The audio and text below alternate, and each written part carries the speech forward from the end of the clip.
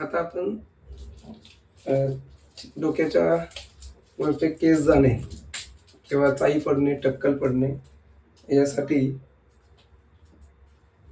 विविध कर्माचे केस म्हणून सांगितलेले आहे.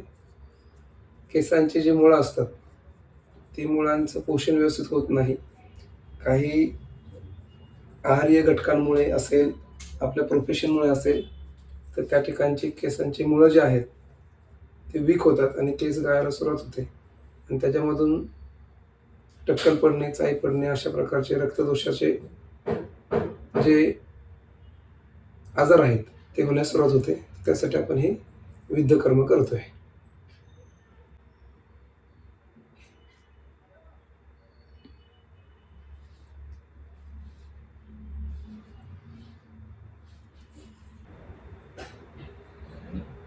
या ठिकाणचा रक्तप्रवाह, अशुद्ध रक्तप्रवाह आहे तिथला तो या विविध कर्माच्या सहाय्याने काढून टाकला जातो आणि त्या ठिकाणी नवीन रक्तप्रवाहाचे नॅचरली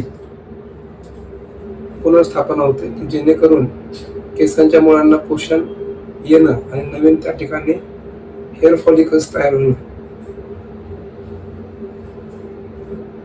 असं एक शास्त्रीय त्या ठिकाणी